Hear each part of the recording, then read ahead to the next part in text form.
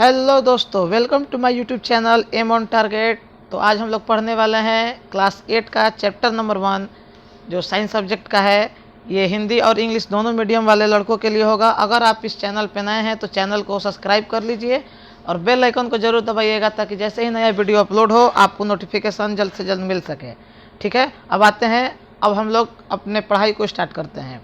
देखिए दोस्तों, सबसे पहले जो आपका हेडिंग है यह है क्रॉप प्रोडक्शन एंड मैनेजमेंट।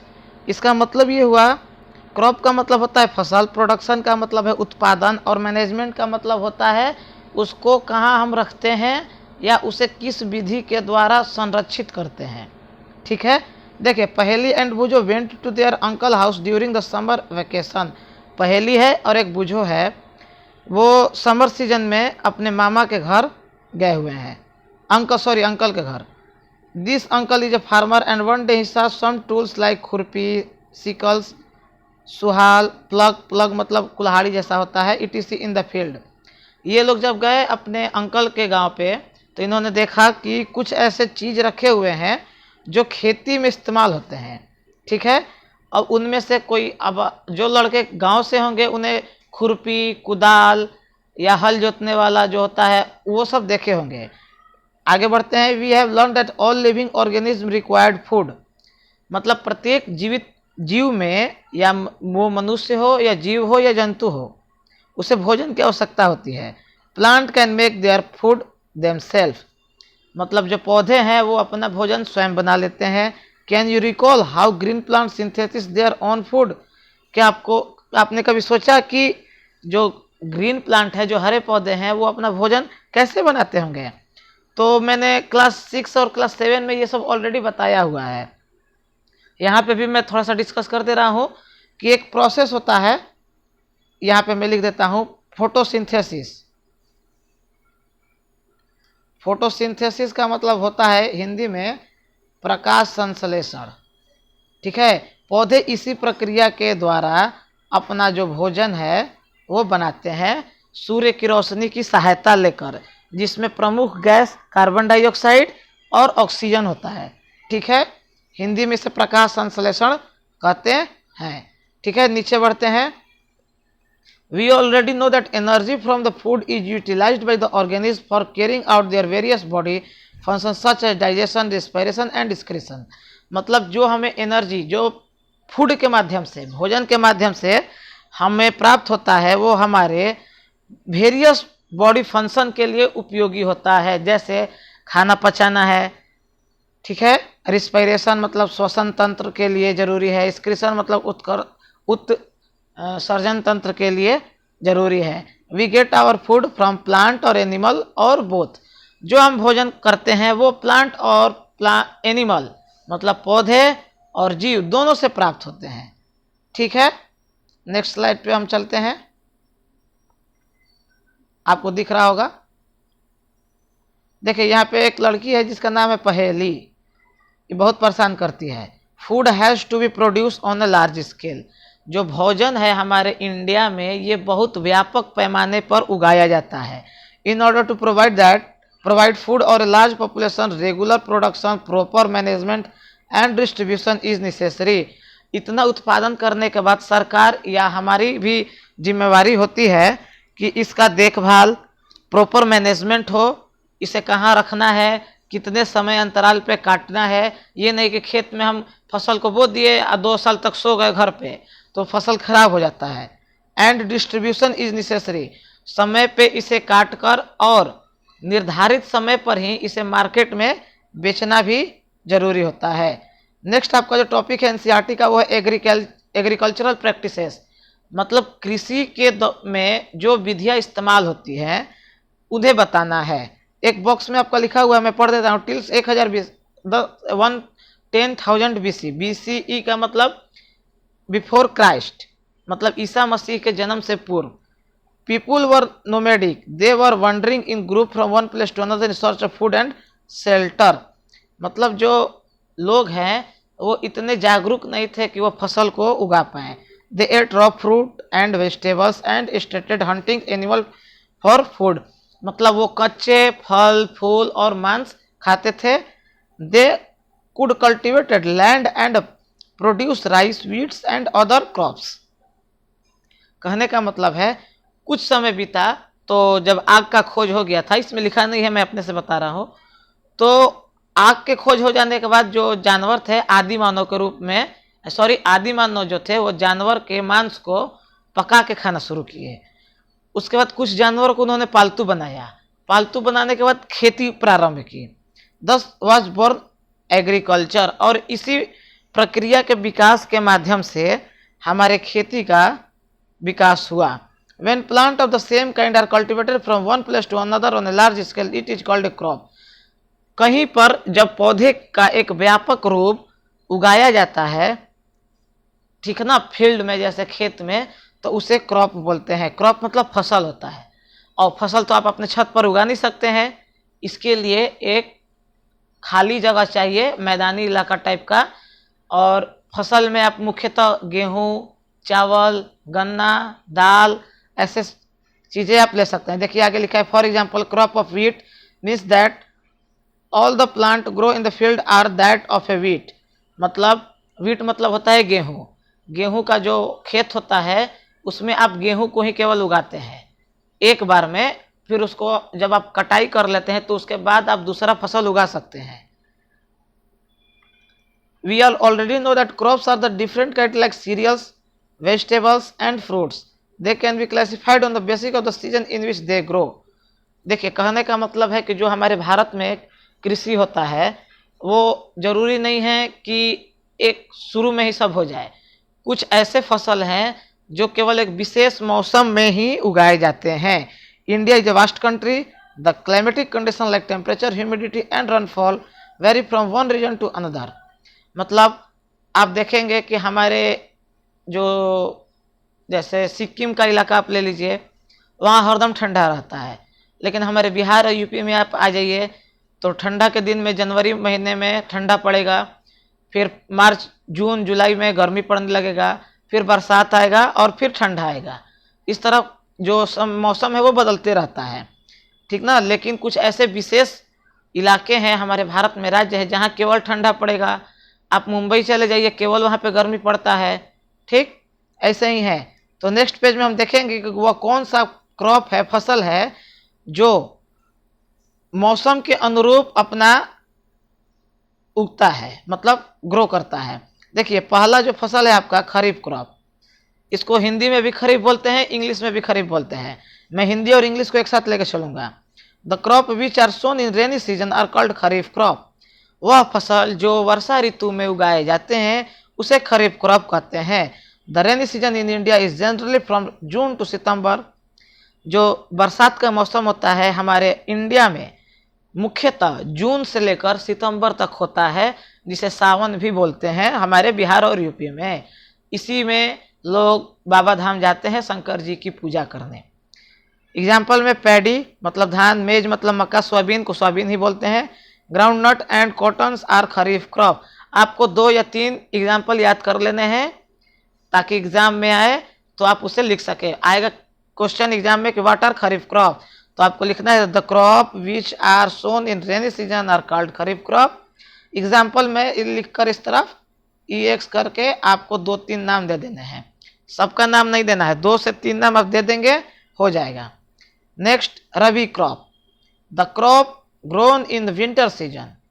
वह फसल जो ठंडे के दिन में उगाए जाते हैं उसे रबी क्रॉप बोलते हैं।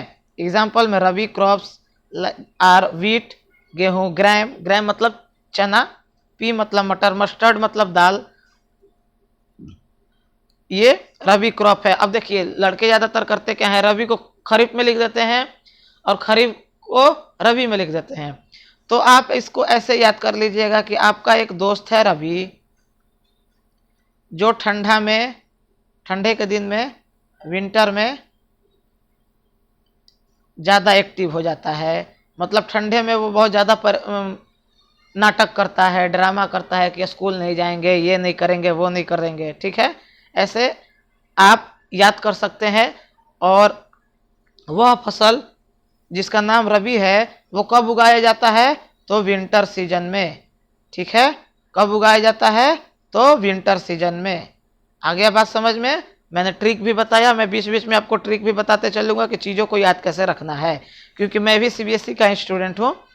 Basic practice of crop production, मतलब क्रॉप को बनाने में, फसल को उगाने में कौन कौन सी विधि अपनाई जाती है। ठीक है। Cultivation of crops involve several activity undertaken by the farmer over a period of time. मतलब ऐसा नहीं है कि आप फसल को गए खेत में बो दिए और अगले दिन उसको काट के ला दिए। उसमें बहुत विधि होती है। आप जाएंगे, काटेंगे, काटने के बाद उसे झाड़ेंगे, झाड़ने के बाद उसे सुखाएंगे, सुखाने के बाद उसे पैकेट बनाएंगे, बोरा में कस के रखेंगे, उसके बाद उसे सील साल कर सब रेडी रखिएगा, फिर वो मार्केट में सप्लाई होता है। ठीक है। नेक्स्ट पेज पे चलते हैं। मुझे आशा है कि आपको चीज़ें समझ में आ रही होंगी। जैसे यहाँ पे मैंने अभी जो चीज़ें बताई एग्रीकल्चर प्रैक्टिस में, एक मिनट में इसको मिटा दूं।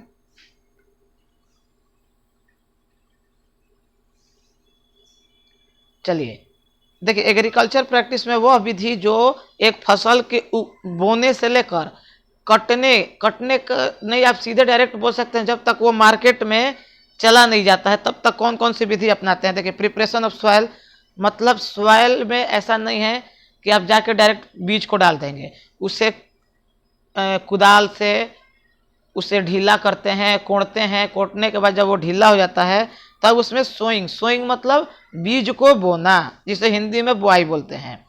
एडिंग मैन्योर एंड फर्टिलाइजर, उसके बाद उसमें हम मैन्योर को, खाद को या उर्वरक को डालते हैं। उसके बाद इरिगेशन, इरिगेशन मतलब सिंचाई, उसे पानी डालकर सिंचाई करते हैं। उसके बाद सबसे important cheese protection from weeds, मतलब खरपतवार से फसल की सुरक्षा करना। ठीक है। जैसे आप देखते होंगे कि फसल के किनारे एक झाड़ी नुमा चीज, झाड़ जिसे बोलते हैं, वो अपने आप स्वतः निकल जाता है, तो इसको काट के अलग करना पड़ता है। अगर आप इसे काट कर अलग नहीं करते हैं तो ये आपके फसल का जो पोषक तत्व है वो ग्रहण कर लेता है और आपके फसल का विकास नहीं हो पाएगा। हार्वेस्टिंग, हार्वेस्टिंग का मतलब उसको काट कर अलग करना। किसको? अब फसल को काटना है।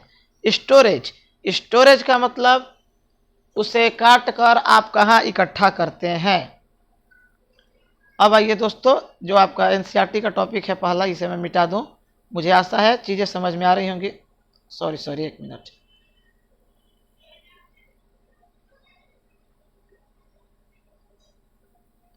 वो गलती से मिस्टेक हो गया था, बैक चला गया था। चलिए देखिए, प्रिपरेशन ऑफ सॉइल, मैं पढ़ते जाऊंगा। The preparation of soil is the first step before growing a crop. Out of the most important taken in the agriculture is turn to the soil as loosen it. ठीक, it allow in the roots to penetrate deep into the soil. The loose soil allow the root to breathe easily even when they go deep into the soil.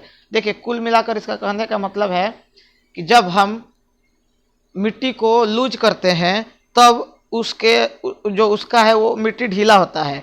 ढीला होने के कारण जब बीज अंदर जाता है तो वह सांस अच्छे से ले पाता है, इजली ब्रेथ, उसमें हवा अच्छे से जाएगा। ठीक है। The loose soil help in the growth of earthworms and microbes present in the soil. जो लूज सॉइल है उसमें अर्थवर्म्स का मतलब होता है केंचुआ, और माइक्रोब्स का मतलब वह छोटे छोटे जीव जो किसी फसल के मिट्टी को की उर्वरा शक्ति को बढ़ाने में मदद करते हैं। These organisms are friend of the farmer since they further turn into loosen the soil and they add humus to it, but the soil needs to be turned and loosened. इसका कुल मिलाकर कहने का मतलब है कि ये जो सूक्ष्म जीव हैं, माइक्रोब्स और अर्थवर्म्स, मिट्टी में जाके मिट्टी को लूज करते हैं ताकि फसल अच्छे से अपना काम कर पाए। ठीक है। अब आते हैं नेक्स्ट नीचे। Since few centimetre of the top layer of the soil support plant grow, हमारे पौधे के कुछ ही ऐसे टॉप मोस्ट जो सतह है पृथ्वी का, वो प्लांट को सपोर्ट प्रोवाइड करता है। ये नहीं कि आप धरती पर बो रहे हैं कोई फसल, वो धरती के अंदर पूरा एकदम चला गया है इतना दूर कि इस छोर से पृथ्वी के ऊपर बोएंगे तो आप नीचे से निकल आएगा, ऐसा नहीं है। वो कुछ दूरी तक ही रूट होता है। ठीक है, चीज़ें समझ में आ रही होंगी। Next, plugging. The process of losing and turning of the soil is called plugging. Plugging का मतलब वह विधि जो आप मिट्टी को कमजोर कर रहे हैं, मतलब ढीला कर रहे हैं, उसे प्लगिंग बोलते हैं। प्लगिंग का मतलब कुदाल से लेकर मिट्टी को मार मार के लूज करना। This is done by using a plough. Plough मतलब कुदाल। If the soil is very dry and needs watering from ploughing, the plough field में help big clumps of the soil crumbs. It is necessary to break their clumps. ठीक है। Irrigation, total वहीं चीज लिखा है। Levelling of soil is done with the help of leveller. मतलब अगर आप इसे अच्छे से लूज कर लेते हैं तो आपको फसल के विकास में कोई अवरुद्ध नहीं होगा, क्योंकि उसे पर्याप्त मात्रा में ह्यूमस मिल रहा है, हवा मिल रहा है और उसका विकास अच्छे से हो जाएगा। अब आता है एग्रीकल्चर इम्प्लीमेंट। इम्प्लीमेंट देखिए यहाँ पे चित्र दिया होगा कि खेती करने में कौन कौन से चीज़ों का इस्तेमाल किया जाता है। आपके सामने यहाँ पे दिख रहा होगा कि एक किसान भाई हैं जो अपने 2 बैलों के साथ खेत को जोत रहे हैं। ठीक है। अभी यहाँ आपको मैं एक चित्र दिखा रहा हूँ। देखिए, जो प्लग मैं कब से बोल रहा हूँ, यही है प्लग। इस हिस्से को बीम बोलते हैं। मैं थोड़ा स्क्रीन छोटा कर दे रहा हूँ ताकि आपको दिख जाए। ये जो दिख रहा है, ये जो डंटा बीच में होता है, इसे बीम बोलते हैं। उसके बाद ये जो बीच वाला है, इसे प्लग शाफ्ट। शाफ्ट का मतलब उसे सपोर्ट देकर वो नीचे की तरफ वजन, ये ऊपर वाला चीज को नीचे की तरफ खींचे रहेगा। उसके बाद ये जो पीछे लगा है आपका, ये नीचे जो जमीन को कोड़ रहा है, ये हो गया आपका प्लग शेयर, मतलब कुदार। और इसी को बैल खींचता है तो इसके माध्यम से ये नीचे खुदते खुदते आगे बढ़ जाता है। और ये पीछे जो हमारे किसान भाई हैं, बैल को कहते हैं है बोल के हाँकते रखते हैं। ठीक है। यही है आपका प्लग शेयर। अभी मैं आपको दिखा रहा हूँ आपका जो एनसीईआरटी का टॉपिक है प्लग। मैंने बता दिया प्लग क्या है। This is being used since ancient times for tilling the soil. Tilling का मतलब मिट्टी को लूज करना। यह वह विधि है जिसके माध्यम से, आज से नहीं, प्राचीन काल से ही चीज़ों को लूज किया जाता है। चीज़ों को सर नहीं, मिट्टी को लूज किया जाता है। This is made by wood and is drawn by the pairs of bulls, other animals, horse and camels. इसके माध्यम से आप मिट्टी को लूज करते हैं और यह पालतू जानवर जैसे बैल हुआ, कैमल हुआ के द्वारा चलाया जाता है। नेक्स्ट है आपका हेडिंग हो मतलब कुदाल। It is simple tool which is used to for removing weeds and loosening the soil. मैंने बताया वीड्स मतलब खरपतवार जो फसल के साथ उगते हैं, ठीक है, जन्म लेते हैं। उसको हटाने के लिए जिस औजार का, जिस चीज का इस्तेमाल किया जाता है उसे कुदाल बोलते हैं। कुदाल, ठीक है, उसे कुदाल बोलते हैं। इस स्लाइड में इतना ही है। चलिए नेक्स्ट स्लाइड पे बढ़ते हैं। ये देखिए, ये नया सिस्टम वाला ब्लेड वाला आ गया। मैंने जो पिछले, देखिए यहाँ पे जो मैंने दिखाया है आपको कुदाल, ये प्राचीन काल से लेकर अभी भी हमारे किसान भाई इसका इस्तेमाल करते हैं। लेकिन जो ये मैंने अभी दिखाया, ये है आधुनिक कुदाल। इसमें ब्लेड लगा है और आप जैसे मारते हैं, यहाँ पे हाथ से पकड़कर ग्रिप रहता है, आप पकड़ के, आपके घर में कुदारी होगा, कुदारी से आप देखिए, जो यूपी बिहार वाले लड़के होंगे उनको तो समझ में जल्दी आ जाएगा। ठीक है, मारेंगे जमीन पे और वो आपका मिट्टी को लूज करेगा और खरपतवार को भी हटाएगा। कल्टीवेटर मतलब ट्रैक्टर के पीछे एक ब्लेड जैसा चीज पाया जाता है, ये वाला। इसे cultivator driven by A tractor, मतलब इसमें ट्रैक्टर के सहायता से अगर आप खेत को जोतते हैं तो उसे cultivator driven by A tractor बोलते हैं। सोइंग, सोइंग का मतलब बीज को मिट्टी में रोपित करना। Sowing is an important part of the crop production. Before sowing, good quality, clean and healthy seeds of the good variety are selected. मतलब बीज को साफ करके जब हम फसल के लिए विकास के लिए उसे मिट्टी में डालते हैं। ठीक है, मैं एक बार फिर बता रहा हूँ कि जब हम बीज को मिट्टी में डालते हैं तो उस विधि को या उस प्रक्रिया को सोइंग या बुआई बोलते हैं। Selection of seed, selection of seed का मतलब बीजों का सिलेक्शन, चुनाव। आगे आइए, नेक्स्ट देखते हैं। यहाँ एक्टिविटी है, ये इसको नहीं पढ़ना है, थोड़ा हमको एडजस्ट करने में ही टाइम लगता है और कोई बात नहीं है। मुझे आशा है कि आप चीज़ों को समझ पा रहे होंगे। अगर आप थोड़ा दिक्कत हो रहा होता वीडियो को डाउनलोड कर लीजिए और अच्छे से सुनिए। जिनको पढ़ना है, देखिए जिनको पढ़ना है वो किसी भी हाल में पढ़ लेंगे, और जिनको नहीं पढ़ना है आप कितना भी कुछ कर लीजिए वो नहीं पढ़ेंगे। ठीक है, आपका जो नेक्स्ट टॉपिक है वो ट्रेडिशनल टूल, मतलब आधुनिक हथियार। The tool used by traditional for sowing beads is shaped like a funnel. Funnel का मतलब आगे चोख जैसा, चोख धार निकला रहता है। The seeds are filled into the funnel pass through drawn by 2 or 3 pipes having slopes end. Slopes end का मतलब उसके किनार पर या किनारे वो बहुत तेज होता है, धार होता है। This end pierces into the soil and place seeds there. जैसे कुदारी जैसा ही संरचना इसका भी होता है। देखिए ये पहले ऐसे होता था। ठीक है, ट्रेडिशनल मतलब पहले का जो हमारा विधि था खेती करने का किसान के माध्यम से, फ्यूनल है, इसे फ्यूनल बोलते हैं। इसमें आप बीज को डाल दिए, ये बीज नीचे नीचे आ जाएगा आपका, और ये जो बैल है वो खेत को खींच रहा, सॉरी हल को खींच रहा है, और इसी के माध्यम से ये पूरे खेत में बीज आ जाएंगे। मतलब एक पाइप जैसा संरचना होता था ऐसा, और आप यहाँ पे बीज डालेंगे और ये अंदर अंदर आ जाएगा और खेत में पूरा अपना फैलते जाएगा। मैंने उल्टा वहाँ पे बोल दिया था, आधुनिक बोल दिया था, सॉरी मिस्टेक। ये देखिए, ये आप देखते होंगे, ये है सीड ड्रिल।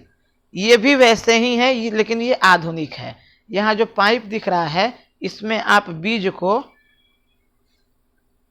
डाल देंगे और बीज इस पाइप के माध्यम से धीरे धीरे इधर इधर इधर इधर इधर सब प्रवेश कर जाएगा और खेत में फिर मिक्स हो जाएगा।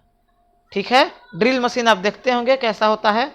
देखिए seed drill, now the seed drill is used for sowing with the help of tractor. आप इसका इस्तेमाल ट्रैक्टर की सहायता से ही कर सकते हैं। आप इसे हाथ में लेके घूमेंगे तो नहीं होगा। This so that the seeds uniformly equal distance and depth. This ensure that seeds get converted by the soil after sowing. This protects seeds from being eaten by bird. Sowing by seed drill have saved times and labor. देखिए कहने का मतलब जो seed drill है वो tractor की सहायता से होता है। इसमें भी ऐसा आप संरचना, सॉरी ऐसा नहीं था, इसमें छोटा था, पाइप था, और पाइप के सहारे ऐसे ऐसे आपका पूरा चला जाएगा। ठीक, और ये खेत में मिक्स हो जाएगा। इससे फ़ायदा क्या है? फ़ायदा ये है कि आपके समय का और मेहनत का दोनों का बचत हो जाता है। ठीक है, जितनी भी आधुनिक हथियारें हैं वो चीज़ों को आसान और आपके मेहनत को कम कर रही हैं। अब आता है सबसे शानदार चीज़, एडिंग मैन्योर एंड फर्टिलाइज़र। मतलब मैन्योर मतलब खाद, इसे उर्वरक बोलते हैं, सॉरी खाद बोलते हैं। मैन्योर मतलब खाद और फर्टिलाइज़र मतलब उर्वरक। दोनों में अंतर क्या है? देखिए ये जो मैन्योर है ये नेचुरल चीज़ होता है, ठीक ना, नेचुरल होता है। जैसे खेत में जो हम अपशिष्ट पदार्थ छोड़ते हैं उसके वो मिट्टी की सहायता से मिलकर, जैसे ये अपशिष्ट पदार्थ हो गया, ठीक, यहाँ पे मिट्टी है, ये कुछ देर के बाद मिलकर इस अपना अस्तित्व मिट्टी में मिला लेगा और ये मिट्टी की उर्वरा शक्ति को बढ़ा देता है। ठीक है, चीज़ों को आप समझ पा रहे हैं। फर्टिलाइज़र है जो, ये जो फर्टिलाइज़र है ये केमिकली सब्सटेंस होते हैं। इसमें केमिकल की सहायता से किसी मिट्टी की उर्वरा शक्ति को या सॉइल फर्टिलिटी को बढ़ाया जाता है। ठीक है, यही मैन्योर और fertiliser. Soil has mineral nutrients to crop plant. These nutrients are essential for the growth of the plant in certain area. Farmer grow crops after crop in the same field. मतलब ये मिलकर मिट्टी के साथ उसकी उर्वरा शक्ति को बनाते हैं ताकि एक पूर्ण मात्रा में पोषक तत्व पौधे को प्राप्त हो सके और उसका विकास जो है, जो विकास है वो समय समय पर पर्याप्त मात्रा में होता रहे, उसका विकास अवरुद्ध ना हो। Next, continuous cultivation of crop makes the soil poor in nutrients. अगर आप किसी खेत में फसल बोकर लगातार काट रहे हैं तो आप उस खेत की उर्वरा शक्ति को कम कर रहे हैं। ठीक है, therefore farmer have to add manure. to fill to replenish the soil while nutrients. This process is called manuring. अब जब आपकी उर्वरा शक्ति खत्म हो रही है, दूसरा तरफ आपको फसल उगाना भी है। अगर आपके पास फसल नहीं रहेगा तो आप खाना क्या खाएंगे? उसके बाद सॉरी, आज मैं थोड़ा ज़्यादा खाना खा लिया इसलिए मुझे ढकार आ रहा है। उसके बाद आप चीज़ों को उसे क्या करेंगे, खेत के फसल को उर्वरा शक्ति बढ़ाने के लिए आप उसमें खाद मिलाएंगे, मैन्योर। इम्प्रूपर और insufficient manure result in weak plant.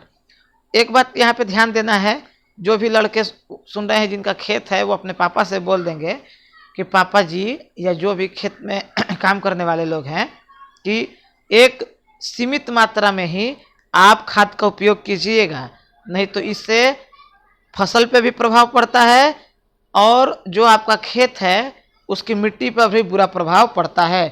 बुरा प्रभाव क्या पड़ता है कि वीक प्लांट जो है वो कमज़ोर हो जाएगा और आपकी मिट्टी, खेत की, उसका उर्वरा शक्ति समाप्त होने लगेगी। आप उसका इस्तेमाल किए हैं अच्छा करने के लिए, अगर आप ज़्यादा कर देते हैं तो वो आपको नुकसान दे देगा। ठीक है, यहाँ भी वही चीज़ है। फार्मर ड्रम plant animal waste in the pit of open place and allow it to decompose. मतलब जो फार्मर है वो जो अपशिष्ट पदार्थ है उसको खेत के मिट्टी में मिलाते हैं ताकि उसकी उर्वरा शक्ति मेंटेन रह सके। और मेंटेन कब रहेगा? जो वो मिट्टी के साथ डिकम्पोज हो जाएगा। The decomposition is called by some micro organism. और ये डिकम्पोजिशन कुछ विशेष प्रकार के सूक्ष्म जीवी हैं जो हमारे नग्न आँखों से नहीं दिखाई देते हैं। The composed matter is used by organic matter. ठीक, इसके बाद आगे है, एक मिनट में स्लाइड ऊपर कर लूँ। देखिए यहाँ पे कुछ लड़कियां हैं, ये एक्टिविटी है आपका प्रिपरेशन ऑफ एक्सपेरिमेंट। ये देखिए इतनी शानदार छोटी छोटी लड़कियां हैं, ये लोग विधि बना रहे हैं अपना। 3 ग्लास है, नीचे आप देखिए उसी को दिया हुआ है। एक में बीज डाली है, सॉरी यहाँ पे है छोटे पौधे, फिर छोटे पौधे गायब। Growing seed with manure and fertiliser, मतलब पौधे का विकास कर रही हैं with the help of manure, मतलब खाद और उर्वरक की सहायता से। सॉरी मैंने फिर उल्टा बोल दिया, उर्वरक और खाद की सहायता से। चलिए नेक्स्ट स्लाइड पे इधर चलते हैं। आपका जो अगला टॉपिक है मैं देख ले रहा हूँ। The use of fertiliser are help farmer to get better yield और crop such as wheat, paddy और मेज। फर्टिलाइजर मतलब खाद का इस्तेमाल जो फार्मर है, किसान हैं, वो इसलिए करते हैं ताकि उनका फसल अच्छा हो और ताकि उसे बेचकर आप वो अच्छा पैसा प्राप्त कर सके। Fertiliser have also become a source of water pollution. लेकिन एक बात यहाँ ध्यान देना है कि ज़्यादा इस्तेमाल खाद का हमारे जल को प्रदूषित करता है। जो धरती के नीचे जल पाया जाता है उसके दूषित होने का खतरा ज़्यादा हो जाता है। In order of maintain the fertility of the soil we have to substitute fertilizer with organic manure or the leave the field uncultivated in the crop to crop. The use of manure improves soil texture as well as water retaining capacity. It replenishes the soil with nutrient. जो मैंने वही चीज़ें लिखी हुई हैं जो मैंने पहले बताया कि जो खाद है उसका इस्तेमाल हम अपने इम्प्रूव सॉइल टेक्सचर, मतलब मिट्टी की गुणवत्ता शक्ति को, उसकी जो क्वालिटी है उसको बढ़ाने के लिए करते हैं। Another method of replacing the soil with nutrients is due to crop rotation. इसका दूसरा विधि जो है मिट्टी को पलट देना, ठीक ना, ऊपर वाले को नीचे कर देना, नीचे वाले को ऊपर कर देना, यही चीज़ बता रहा है। India used to grow leguminous as fodder in the one season and wheat in the next season. This help in the replacement of the soil with nitrogen. Farmers are being encouraged to adopt this practice. In previous class you have learn about rhizobium bacteria. जो लोग class 6 और 7 में पढ़े होंगे rhizobium bacteria के बारे में तो ठीक है, अगर आप नहीं पढ़े हैं तो आप हमारे प्लेलिस्ट में चले जाइए। क्लास 6 और क्लास 7 में एक चैप्टर है क्रॉप, फसल, मैंने उसमें बताया है, और एक फूड मैनेजमेंट वाला भी चैप्टर है, आप उसको देख लेंगे। वो पहला ही चैप्टर है क्लास 6 या 7 का, आप उसे जाकर देख लीजिए। राइजोबियम बैक्टीरिया वह बैक्टीरिया है जो लिग्मिनस प्लांट के पौधों में जड़ों में पाया जाता है और इसमें विशेषतर पल्सेस मतलब दालों, जितने भी दाल वाले पौधे हैं वो लिग्मिनस प्लांट बोले जाते हैं और उन्हीं के ये जड़ों में विशेष मुख्यतः लिग्मिनस प्लांट के जड़ों में ये पाए जाते हैं। अब यहाँ पे आपका जो सीबीएसई में लड़के होंगे वो ध्यान देंगे, एक क्वेश्चन पूछा जाता है कि what are the difference between fertiliser and manure. ठीक है, fertiliser is made by inorganic salt, जबकि खाद जो है ये खाद है, ये उर्वरक है। दोनों में अंतर कि ये नेचुरल है, ये केमिकल है। Manure can be prepared in the field, इसे फील्ड में आप बना सकते हैं, बनाते भी हैं, और इसे आप फैक्ट्री में बनाते हैं। Fertiliser do not provide any humus to the soil. देखिए इसका विशेषता ये है कि फर्टिलाइजर में ह्यूमस नहीं पाया जाता है। अब ह्यूमस क्या होता है भाई? ह्यूमस वह चीज़ है जो मिट्टी की उर्वरा शक्ति को मेंटेन रखता है। Manure provide a lot of humus to the soil. Manure जो है वो मिट्टी की उर्वरा शक्ति को में जो ह्यूमस पाया जाता है उसमें प्राप्त होता है। Fertiliser are very rich in plant nutrient like nitrogen, phosphorus and potassium. जो खाद है उसमें प्रचुर मात्रा में नाइट्रोजन, फास्फोरस और पोटेशियम पाए जाते हैं, जबकि मैन्योर में ये नहीं पाए जाते हैं। ठीक है, आपको चीज़ें देखिए, किसी भी चीज़ का जब अंतर पूछे तो आपको कम से कम 3 याद रखना है। अब बोल रहा है कि एडवांटेज ऑफ मैन्योर मतलब खाद का जो इस्तेमाल है वो उसका फायदा क्या है। Manure is considering better than the fertiliser because it enhance the water holding capacity. मतलब ये मिट्टी में वाटर होल्डिंग कैपेसिटी को प्रेरित करता है, मेंटेन रखता है। It makes the soil porous due to which exchange of gases become easy. ये मिट्टी में जो छेद पाए जाते हैं जिसके माध्यम से हवा प्रवेश करती है वो उसको मेंटेन रखता है, भरने नहीं देता। It increase the number of friendly microbes, जैसे केचुआ है और भी छोटे छोटे जीव हैं जो मिट्टी को लूज करते हैं ताकि अच्छे से फसल का विकास हो। It improve the texture of the soil. ये मिट्टी का जो अस्तर है, अस्तर में सब चीज़ आ जाएगा, लेयर, उसको मेंटेन रखता है। तो आपको अपने खेत में ज़्यादातर प्राकृतिक खाद ही इस्तेमाल करना है जिसे मैन्योर या उर्वरक बोलते हैं। ठीक है, अब आप चीज़ों को समझ पा रहे होंगे और आपको ये भी पता चल गया होगा कि खाद में और उर्वरक में क्या अंतर होता है। ठीक है, अब देखिए सबसे अलग चीज़ इरिगेशन। इरिगेशन मतलब होता है सिंचाई। जब आप बीज को बो दिए वो सोविंग हो गया, अब वो बड़ा होगा, बड़ा होने के बाद आप उसमें पर्याप्त मात्रा में पानी डालेंगे। वो आप पानी वर्षा का पानी डाल सकते हैं या अपने मोटर के माध्यम से जो पंपी सेट होता है उसके माध्यम से खेतों में पानी पहुंचा सकते हैं। देखिए आते हैं, इसको पढ़ते हैं। Proper growth and development, water is more important for proper growth and development. Water is absorb by the plant roots along with water, minerals and fertiliser are also absorb. मतलब किसी भी फसल के विकास के लिए पानी सबसे महत्वपूर्ण कारक होता है। Plant contain nearly 90% of water. जो भी विकास इस धरती पर है उसमें से 90% ऐसे हैं जिनमें पानी की मात्रा लगभग 90% पाई जाती है। Water essential because germination of seed does not takes place under dry condition. पानी का विशेषता यही इसलिए है क्योंकि कोई भी बीज बिना पानी की सहायता से डेवलप नहीं करेगा। Nutrients dissolve water are transported to dissolve each part of the plant water also. मतलब जो न्यूट्रिएंट हैं वो पानी में मिक्स होकर प्लांट के विभिन्न हिस्सों में अपने अपने विधि के माध्यम से पहुंचते हैं।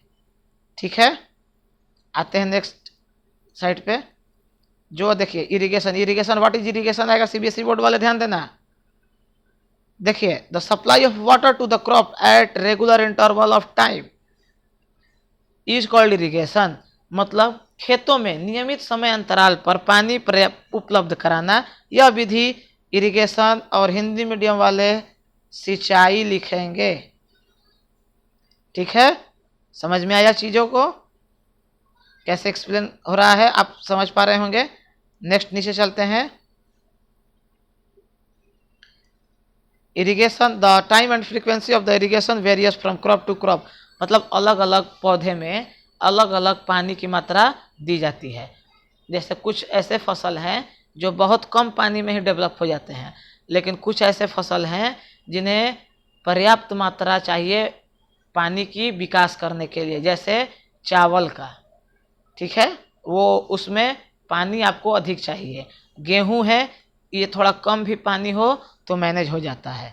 नेक्स्ट चलते हैं। नेक्स्ट में सोर्स ऑफ इरिगेशन, आपके सिंचाई के लिए कौन कौन से स्रोत हैं। The source of water for irrigation is wells, wells मतलब कुआं, ट्यूबवेल्स, उसी में आप देखेंगे ये कुआं जो हो गया, यहाँ पे एक लगा होता था पानी खींचने वाला। गांव के जो लड़के होंगे वो देखे होंगे, जो शहर वाले हैं वो गूगल पे देख लीजिए, आज तो हर चीज़ ही गूगल पे मौजूद है। पौंड मतलब तालाब, लेक मतलब झील, रिवर मतलब नदी, डैम मतलब बांध, एंड कैनल्स मतलब नहर। आप इन सब चीज़ों का इस्तेमाल सिंचाई के लिए कर सकते हैं। इनका इस्तेमाल नहीं, इनके पानी का इस्तेमाल, ठीक ना। अब हम खाना खाते हैं तो थाली में लेके खाते हैं, तो दाल चावल रोटी ये सब खाते हैं, थाली भी थोड़े खा जाते हैं। तो इसीलिए एक्सप्लेन के समय आप थोड़ा ज़्यादा मत सोच लीजिएगा। चलिए आते हैं नेक्स्ट स्लाइड पे। आपको मैं कुछ चित्र दिखा, देखिए ये सब जो गांव के लड़के होंगे वो बहुत आसानी से समझेंगे, और जो नहीं है भाई उनको मैं समझा दूंगा। देखिए ये एक भाई साहब का खेत है, ठीक है, उन्होंने यहाँ पे कुआं लगाया हुआ है अपने आसानी के लिए, ताकि वो आसानी से पानी प्राप्त कर सके, और पानी निकाल कर इस सहायता से, देखिए ये जो मैं बताया पानी खींचने वाला, ओहो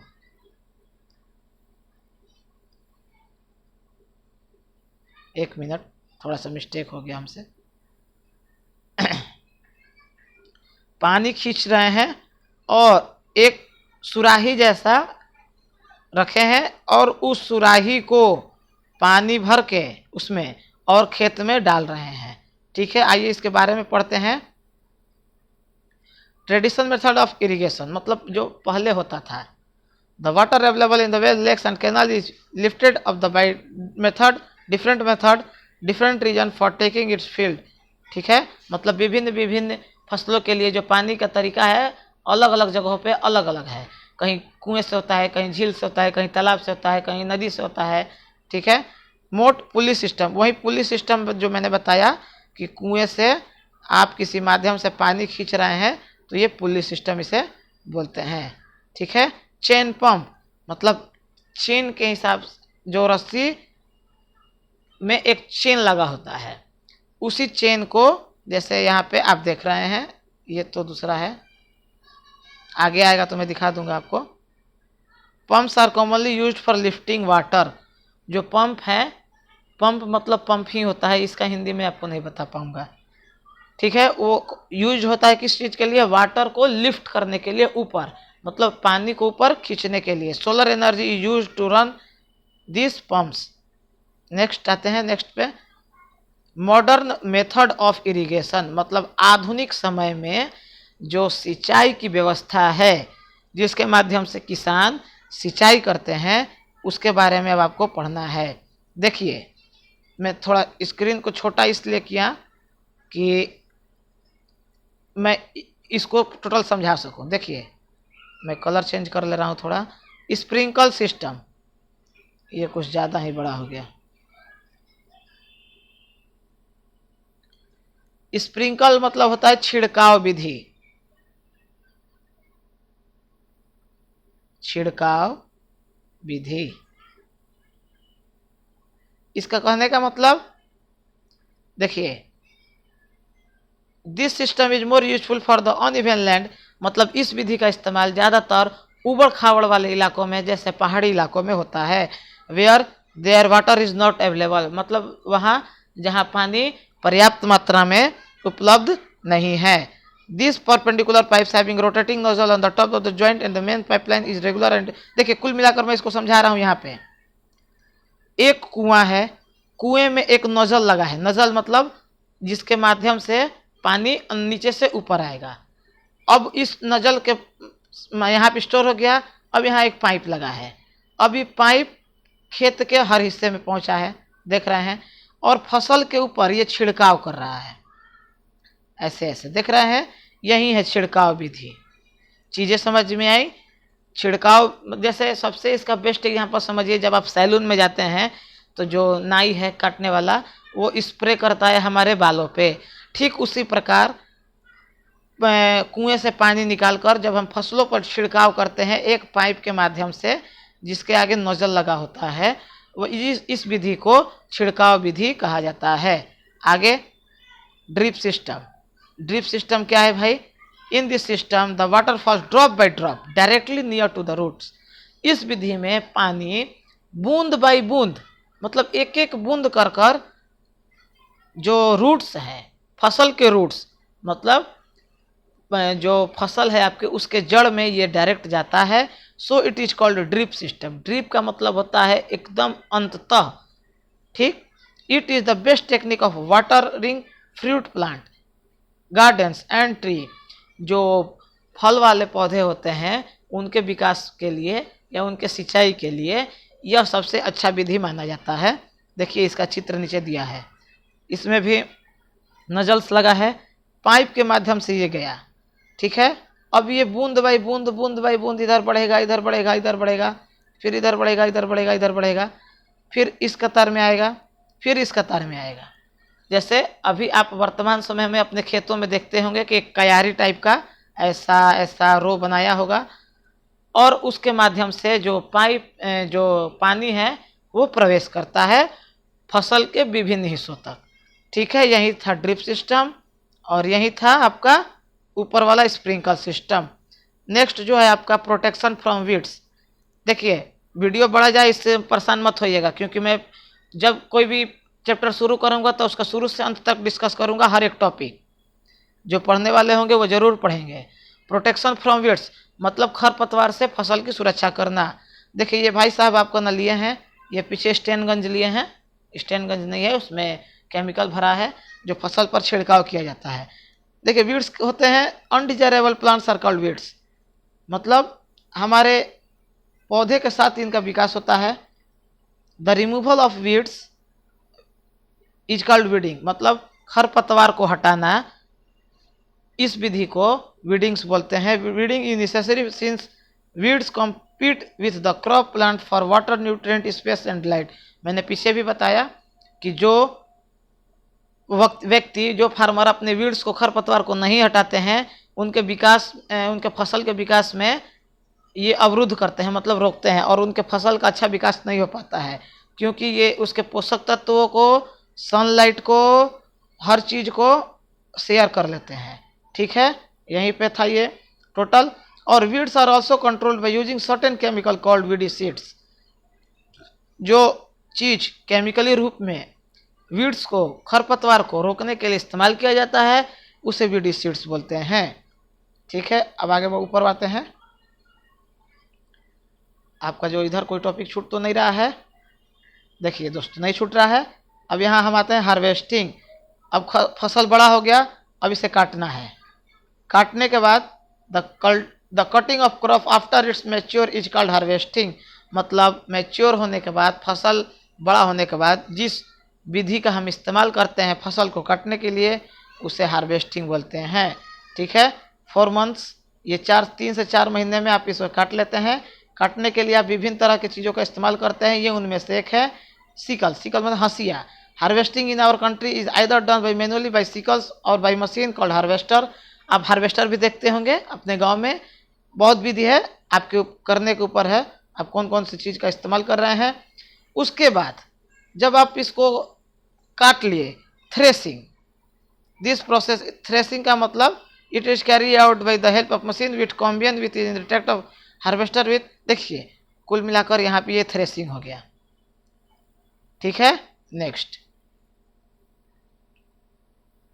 जब आप काट लिए, देखिए विनोइंग का मतलब अगर कोई फसल में, देखिए यहाँ पे शायद दिया है, हाँ देखिए आप देखते होंगे गांव में सूप में लेकर चावल या किसी चीज़ को हिलाया जाता है ऊपर कर कर, और हवा का, देखिए ये जैसे ये चीज़ है, यहाँ पे कोई औरत है चढ़कर ये हिला रही है, ठीक।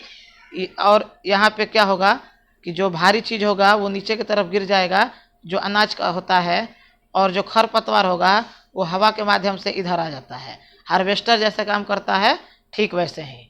ठीक है, इसी को विनोइंग प्रोसेस बोलते हैं, जब हवा के माध्यम से अनाज में उपस्थित अन्य पदार्थ को, जैसे जो खरपतवार के रूप में उपस्थित है, उसे हटाते हैं। इस विधि को विनोइंग प्रोसेस बोलते हैं। नेक्स्ट, अब हर चीज़ हो रहा है, अब आता है स्टोरेज। स्टोरेज मतलब फसल को काट लिए, धो लिए, सुखा लिए, हर चीज़ कर लिए, तो इसको रखेंगे कहाँ? तो रखने के लिए स्टोरेज है, मतलब फैक्ट्री जैसा होता है। अब आलू है तो वो कोल्ड स्टोरेज में जाएगा। ठीक है, हार्वेस्टेड ग्रेन्स, थोड़ा ज़्यादा ऊपर चला गया। Harvested grains have more moisture, जो फसल है उसमें नमी कुछ ज़्यादा होती है। It is freshly harvested grains and stored without drying, they might not spoiled or attacked by the organism, making them unsuited for use for germination. Hence, before storing them, grains are generally properly dried in the sun to reduce moisture in them. देखिए, कुल मिलाकर इसका कहने का मतलब यही है कि जो फसल आप काटते हैं खेत में से, उसको अच्छे से रखना बहुत ज़रूरी होता है। पर्याप्त मात्रा में सूर्य की रोशनी भी उसे प्राप्त होनी चाहिए। ये नहीं कि आप उसे कहीं ज़्यादा ठंडी जगह पर रख देंगे तो भी नुकसान हो जाएगा, ज़्यादा धूप में रख देंगे तो भी नुकसान हो जाएगा। एक पर्याप्त मात्रा में उसे ठंडा भी चाहिए और गर्मी भी चाहिए। नेक्स्ट स्लाइड में चलते हैं।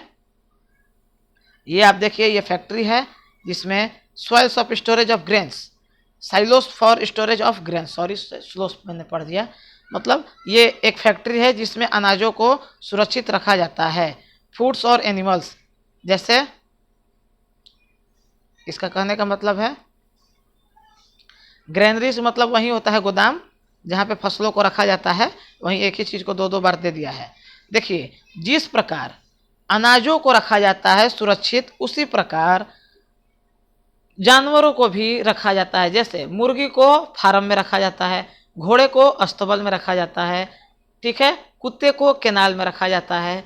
ऐसे जानवरों को भी रखने का एक जगह होता है जिसे एनिमल हस्बेंड्री बोलते हैं। ठीक है, आपसे पूछेगा एनिमल हस्बेंड्री क्या है, तो एनिमल हस्बेंड्री वो जगह है जहाँ जानवरों को उनके वातावरण के अनुसार अच्छे से रखा जाता है। ठीक है, process of crop production involves large selection of feeds, ये वही चीज़ें दिया है जैसे जानवरों को रखते हैं। आगे देखिए, हो गया आपका जो चैप्टर है वो लगभग कंप्लीट हो गया। ठीक है, आप अगर शुरू से लेकर अंत तक मेरे साथ बने रहेंगे तो मैं वादा करता हूँ कोई भी बिहार बोर्ड या सीबीएसई बोर्ड का लड़का, कोई किसी से परीक्षा में एक क्वेश्चन नहीं छूटेगा।